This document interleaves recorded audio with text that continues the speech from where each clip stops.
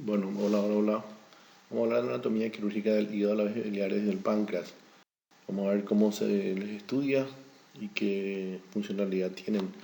El hígado es el órgano más grande que tenemos en el cuerpo, está ubicado en el cuadrante superior derecho del abdomen, recubierto por el diafragma, protegido, digamos, por las costillas. Raramente sobrepasa el reborde costal derecho. El hígado en un tamaño normal tiene más o menos 1,5 kilos y está envuelto por una cápsula que es la cápsula de Gleason. El hígado, aparte de sus uniones naturales, digamos, vasculares, sostenido en su sitio por varios ligamentos.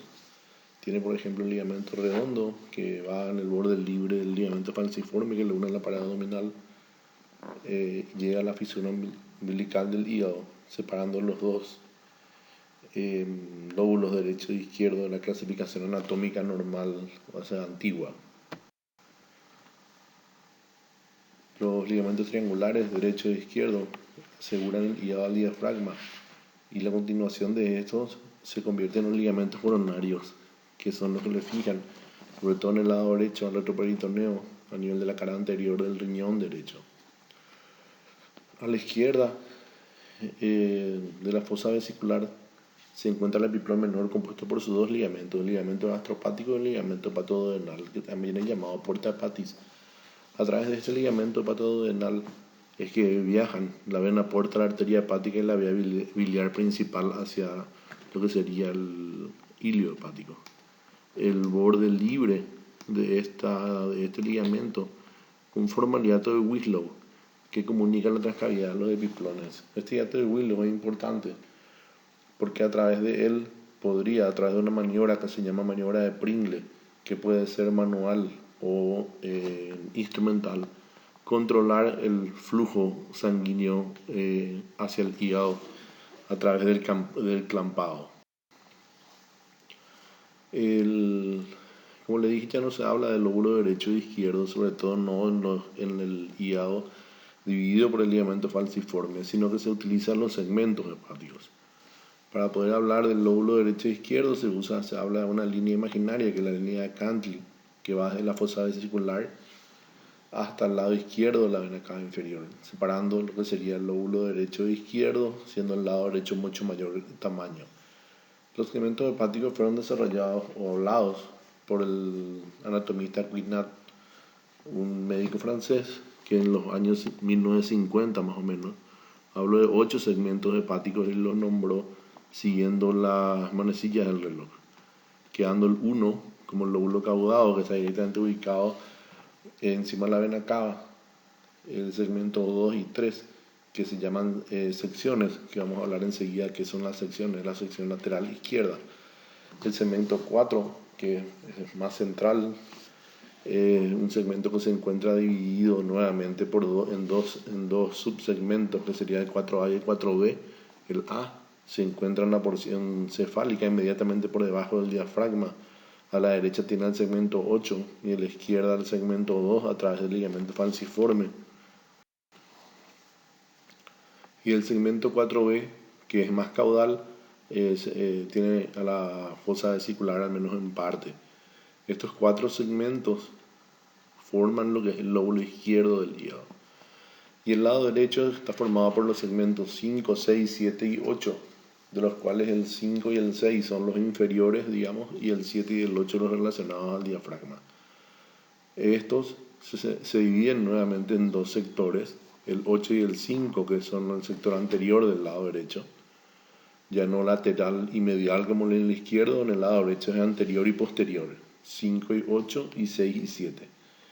Estos sectores se hablan o se dividen gracias a que Bismuth habla de la división a través de 3 fisuras en el hígado, que son fisuras a través de las cuales corren las venas hepáticas, la derecha, la media y la izquierda, en su camino a ir a desembocar en la vena cava inferior.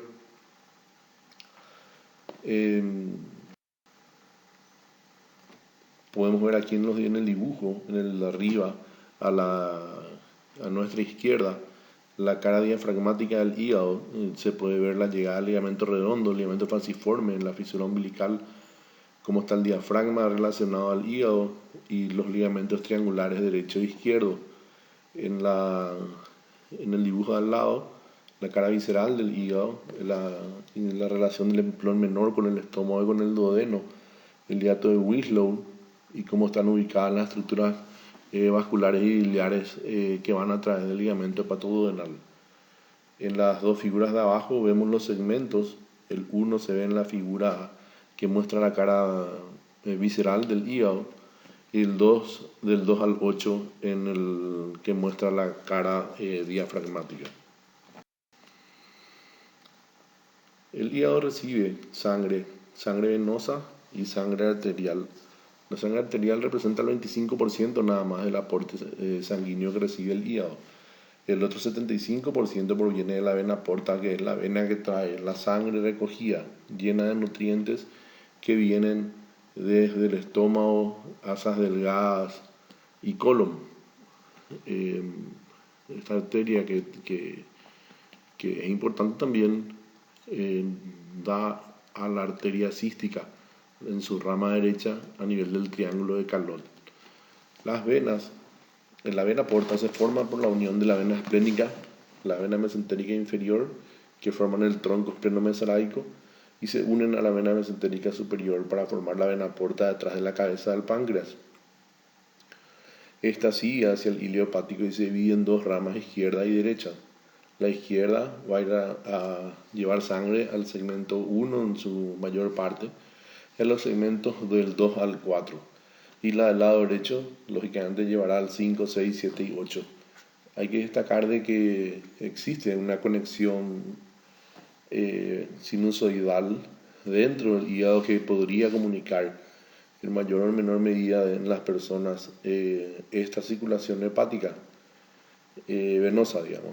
Por ello ayuda en los casos de isquemia, cuando hay algún tipo de lesión, por lo menos en las zonas limítrofes.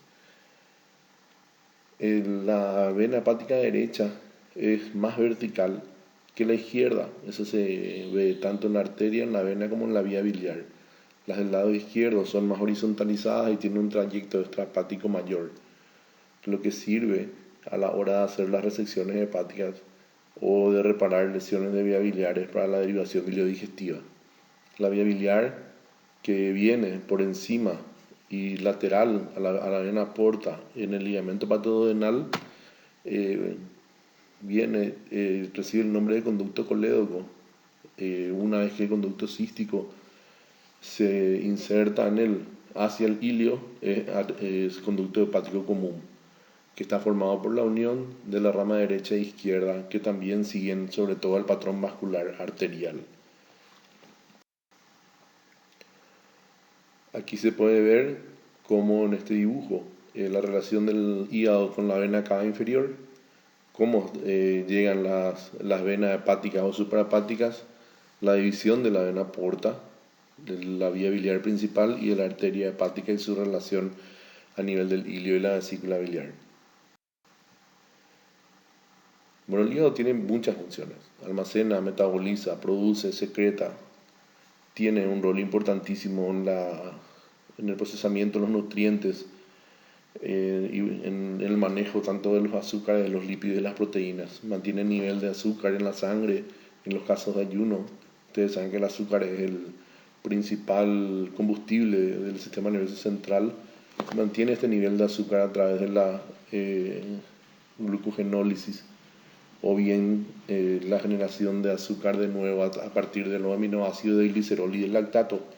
Y en los periodos postprandiales retira la glucosa de la sangre mediante glucogenogénesis o lipogénesis.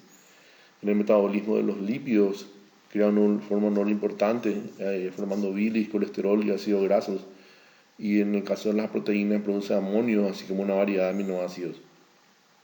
El hígado se encarga de sintetizar la mayor parte de las proteínas que se encuentran en el plasma, como las albúminas y las que participan en la coagulación. Tanto en la cascada como en los factores de la coagulación mismo. Se encarga de detoxificar la sangre de muchas sustancias producidas por nosotros mismos en respuesta inmunológica, o bien de activar o desactivar drogas utilizadas para tratamientos médicos, activándolas para que se puedan cumplir su función o desactivándolas para ser eliminadas. La bilirrubina se forma como parte del catabolismo normal del grupo M de la hemoglobina. Viaja unida a la albúmina hasta el hígado, donde se conjuga para poder volverse hidrosoluble y poder ser secretada en la vía biliar. Hay una pequeña parte que pasa a la sangre y que se elimina con la orina gracias a esta propiedad de ser hidrosolubles, pero la mayoría es eliminada por vía intestinal. La bilirrubina no conjugada y los urobilinógenos son o pueden ser absorbidos nuevamente a la circulación portal hasta el hígado, y ahí se eliminan por otra vez al intestino, a la orina. La bilis tiene como componentes principales al agua, a los electrolitos, a los pigmentos y sales biliares, fosfolípidos y colesterol. Tiene dos funciones fundamentales. Primero, sirve para desechar lo que ya no nos sirve al intestino y que se elimine con la materia fecal, como el colesterol y la bilirrubina. Pero también ayuda a la digestión, sobre todo de los lípidos y las vitaminas liposolubles. Funciona más o menos de la siguiente forma. La bilis se deposita en la vesícula biliar. La vesícula se encarga de concentrar la bilis, absorbiendo agua y electrolitos. Y una vez que los alimentos sobrepasan el píloro y llegan al duodeno, la vesícula recibe el estímulo para poder empezar a contraerse y liberar la bilis al duodeno en su segunda porción a través de la ampolla de Vater, en donde se empiezan a mezclar con los alimentos de manera a poder ir digiriendo, digamos, y absorbiendo los nutrientes, sobre todo lípidos y vitaminas. Se produce aproximadamente 1 litro de bilis por día.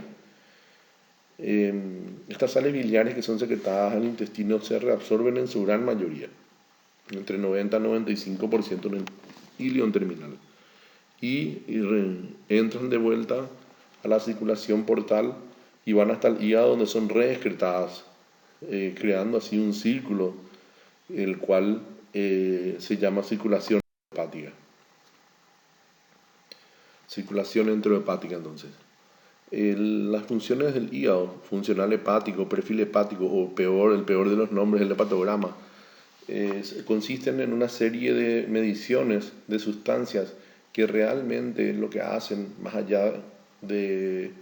que ver la función hepática, hablan del daño en la célula hepática. Y se miden así ciertas enzimas, como las transaminasas, la aspartato y la alanin transaminasa, que se llaman AST y ALT, los nombres antiguos que son los más utilizados todavía por nosotros, la GOT y la GPT, así como la fosfatasa alcalina y la gamma GT o gamma glutamil transpeptidasa y la bilirruina. Estas mediciones, sobre todo, como le dije antes, más bien miden el daño de la célula hepática, que es la función misma del hígado, ¿verdad? También ayuda a medir la función del hígado en los niveles de albúmina y el tiempo de protrombina, que es la medición del tiempo de coagulación. Estos valores que podrían obtenerse en los análisis no tienen que ser tomados aisladamente, sino que se tienen que unir a los datos en el interrogatorio médico y al examen físico que se le hace al paciente, de manera a poder ver el daño de la célula hepática y su función de síntesis o la colesterol a que se refiere. Normalmente las alteraciones de la GPT y la GOT podrían hablar de niveles de daño celular, pero esta GOT no solamente se encuentra en el hígado, sino que también se encuentra en el músculo cardíaco, en el músculo esquelético, en el riñón, en el cerebro, el páncreas, los pulmones y en los lóbulos rojos. Por eso es menos específica que para los problemas hepáticos. Pero la GPT, sin embargo, sí se encuentra predominantemente en el hígado, por eso la medición de sus valores es más específica. La elevación de estas enzimas en la sangre hablan de un daño celular, pero ese daño puede deberse a muchas causas. Por ejemplo, la hepatitis viral, la utilización de medicación, trastornos genéticos, enfermedades autoinmunes y algo que a ustedes nunca les va a pasar, que es el abuso del alcohol. La función La medición de la función de síntesis del hígado se hace a través de la medición de la albúmina en la sangre. Se produce más o menos 10 gramos día, pero hay que tener también en consideración de que la producción de la albúmina en sí no depende exclusivamente del hígado, sino que puede estar alterada en base a otros factores, como el estado nutricional del paciente, la disfunción renal. Saben que los pacientes renales pueden tener proteinuria, hay enteropatías, enfermedades hormonales, y sobre todo tener siempre presente de que no puede hablar de un problema agudo en disfunción hepática, ya que la albúmina tiene una larga vida media de 15 a 20 días más o menos. La mayoría de los factores de coagulación, que es otra forma de ver la función de síntesis del hígado, la mayoría de los factores de la coagulación, exceptuando al factor 8, se producen en el hígado, prácticamente de forma exclusiva. Y esta función de la coagulación se mide a través del tiempo de protrombina o el TP. Como este TP es variable en los laboratorios, incluso dentro de un mismo país, se generó una forma de medir que es el INR, que es más fidedigno. Nuevamente entramos en lo mismo que con la albúmina, o sea, el hígado produce los factores de la coagulación y controla el TP, pero depende de la vitamina K. O sea que si es que hay déficit de vitamina K o se utilizan anticoagulantes, la función hepática de síntesis de estas sustancias no va a ser la real. La colestasis es el daño del flujo de la bilis del hígado hacia el duodeno. Existen varias causas que pueden estar realmente dentro del hígado o fuera del hígado, ¿verdad? Como la obstrucción del árbol biliar. Y esta mala circulación de bilis puede generar la liberación de las enzimas que junto con la medición de la bilirrubina, la fosfatasa alcalina y la gamma-GT pueden orientar para poder decir hacia dónde va el problema, ¿verdad? La bilirrubina no se mide solamente la bilirrubina total, sino que se mide las dos fracciones de bilirrubina, que son la conjugada o directa y la no conjugada o indirecta. Normalmente esta indirecta corresponde al 90% del total de la bilirrubina más o menos. De acuerdo a cuál de estas fracciones nos va a llevar, esta elevada nos va a llevar a pensar en una causa de la colestasis. En líneas generales, digamos que si la indirecta se eleva, la colestasis podría ser intrahepática, y si se eleva la directa, podría ser una obstrucción de la vía biliar extrahepática. En la elevación de la bilirrubina indirecta puede verse a problemas que estén también fuera del hígado, como el aumento del transporte del grupo M de la hemoglobina, o sea, la hemólisis al hígado, o en reabsorción de hematomas. Tengo que tener presente por eso esto en los pacientes politraumatizados que empiezan a ponerse ictéricos. Aumenta la oferta, entonces aumenta el valor de la bilirrubina en sangre y los pacientes se ponen ictéricos. O bien pueden ser trastornos hereditarios adquiridos que lleven a una hemólisis superior. Una vez que la bilirrubina se conjuga para poder ser eliminada por el hepatocito hacia la vía biliar, existe un tope, digamos un número de cantidad que puede salir.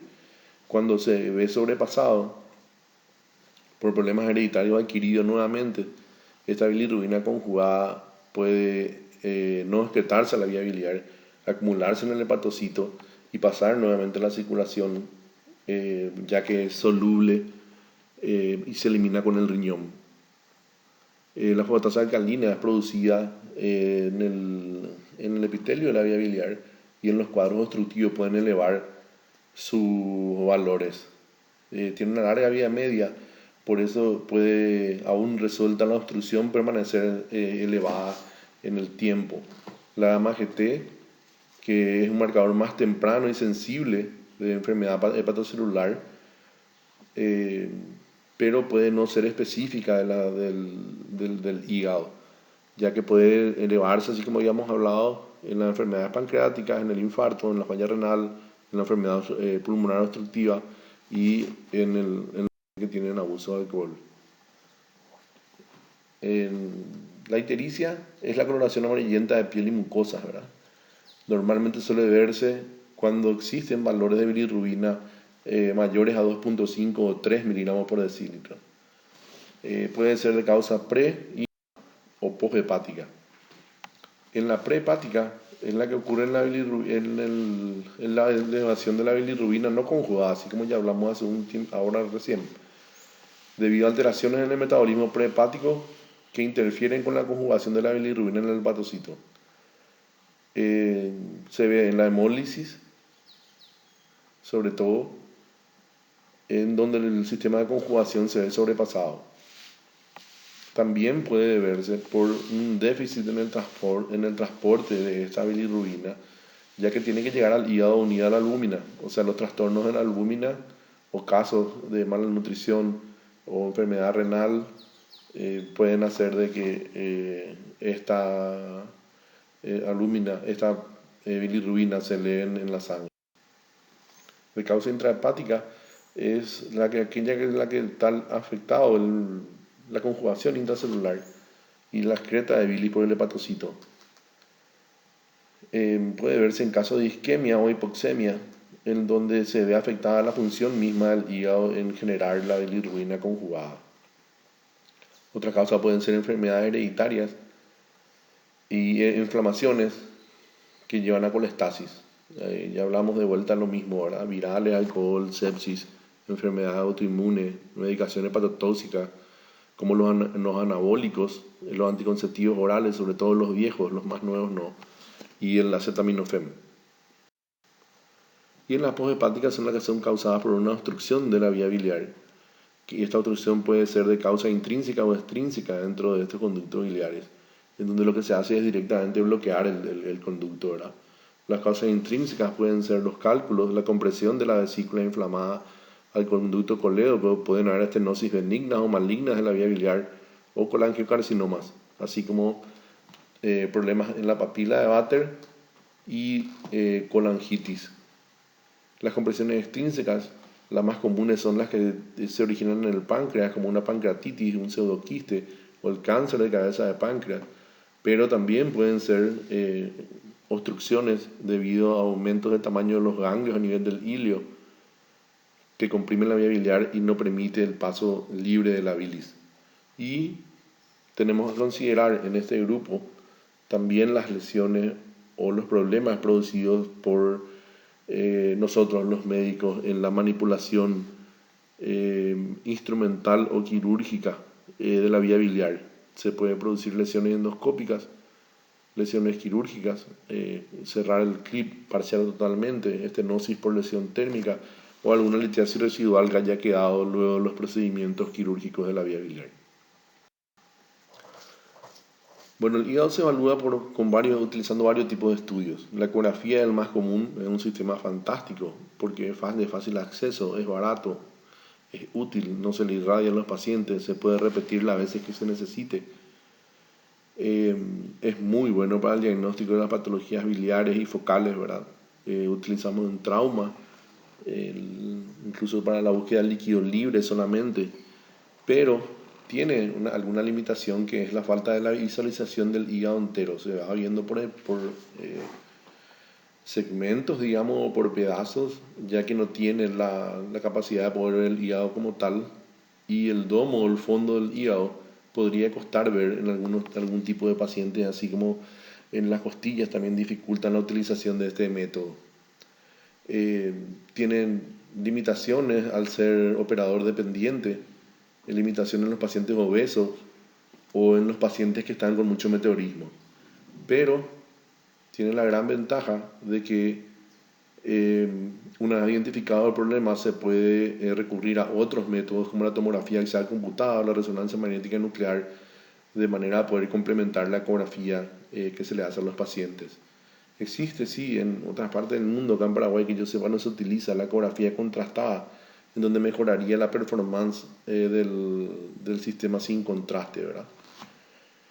Y como guindita de oro, digamos, a la ecografía, como es de fácil utilización, se puede usar dentro del quirófano en la evaluación del hígado intraoperatorio, sobre todo en las cirugías que se utilizan para poder hacer resecciones de tumores o metástasis hepáticas. Esta ecografía intraoperatoria puede detectar hasta un 20 o 30% más lesiones que las otras que no, o sea, las lesiones que no fueron vistas con los otros métodos diagnósticos. Puede usarse tanto por vía abierta, convencional, digamos, como por vía laparoscópica. La tomografía, sobre todo los tomógrafos más nuevos, permiten tener una gran cantidad de imágenes de alta resolución rápidamente, teniendo la posibilidad de evaluar estas imágenes en el hígado en 3 fases: la fase arterial, la fase venosa y la fase tardía. Y con ello permite identificar problemas o patologías que tienen características especiales en cada una de las fases. O sea, no se limita solamente a poder ver un hígado contrastado arterial o venoso solamente. Es el sistema preferido en la estadificación de lesiones hepáticas y se complementa con la resonancia magnética y con el PET scan en caso de necesidad. La resonancia, que tiene la ventaja de no irradiar al paciente, o sea, no pasarle radiación ionizante, que sin embargo en la tomografía se pasa y se pasa bastante, ¿verdad? Permite dar una resolución, mayor resolución a las lesiones que haya en los tejidos blandos. Se complementa en el hígado, pero con la resonancia tiene la gran ventaja de poder hacer la colangioresonancia, que es un estudio específico de la vía biliar y del conducto pancreático sin la utilización de ningún tipo de contraste incluso. Tiene una desventaja que en los pacientes claustrofóbicos les cuesta. Para hacer algún tipo de estudio se le tiene que sedar a los pacientes, sedación que no se puede usar en la colangioresonancia porque se necesita la ayuda del paciente en algunas fases de respiración de manera a poder identificar las lesiones. Y la resonancia lleva bastante más tiempo que la tomografía para poder realizarse. El PET scan, como ya saben ustedes, miden la actividad metabólica de los tejidos, detectando los rayos gamma emitidos por isótopos que son inyectados a los pacientes, que el más común es la fluorodeoxiglucosa. Eso implica de que se tiñe, digamos, con mucho mayor intensidad las zonas hipermetabólicas, o sea, los tumores y algún tipo de lesiones hepáticas metastásicas. Dan imágenes funcionales del hígado y se utilizan no solamente en lesiones primarias del hígado, sino que también en el uso del estudio del secundarismo. Bueno, el páncreas, que todavía no hablamos nada, es un órgano retroperitoneal, está envuelto por una capa de peritoneo en la transcavidad de los epiplones. Está ubicado por detrás del páncreas, en su porción cefálica se encuentra bordeado por el duodeno. Tiene una gran vascularización arterial, como ustedes pueden ver a través de la pancreato duodenal, que son ramas de la arteria hepática y de la mesentérica superior, dando un arco vascular a nivel de la cabeza, anterior y posterior. Tiene ramas vasculares que vienen de la esplénica y que forman la arteria pancreática dorsal. Es un órgano que está en relación a la vena porta. La vena porta se forma detrás de la cabeza del páncreas y tiene un drenaje venoso muy importante adherido a la cara lateral de la vena porta, donde desembocan estas venas de la cabeza, también del arco anterior y el posterior, lo que hace que la cirugía pancreática, sobre todo la de la cabeza, sea una cirugía complicada, donde los detalles cuentan y en la que tenemos que tener mucho cuidado porque se producen lesiones vasculares en donde el paciente podría morir incluso desangrado en el quirófano. Funcionalmente, se encarga de producir hormonas en su función endocrina y enzimas en su función exócrina, que es la que nosotros vamos a ver ahora. La endocrina se ve en clínica médica con la insulina, el glucagón y la somatostatina, aunque la somatostatina ayuda. Tenemos que tener en mente que aumenta, o sea, la ausencia de somatostatina aumenta la secreción intestinal en todos los niveles. Por eso la somatostatina y sus derivados son utilizados para tratar las fístulas de todo el tubo digestivo y la fístula biliar. Las enzimas pancreáticas pues, se encargan de poder ser excretadas a través de su conducto de Wirsum, que es el principal, o el de Santorini, que es el accesorio, a la segunda porción del duodeno. Secretan enzimas, bicarbonato, agua y electrolitos. El bicarbonato sirve para poder controlar el ácido que va cayendo del estómago al duodeno, y las enzimas que se encargan de la digestión de los carbohidratos, las proteínas y las del tejido graso, como ven en este cuadro, también están en este líquido. Solamente dos, que son la amilasa y la lipasa pancreática, son las que se secretan ya activas.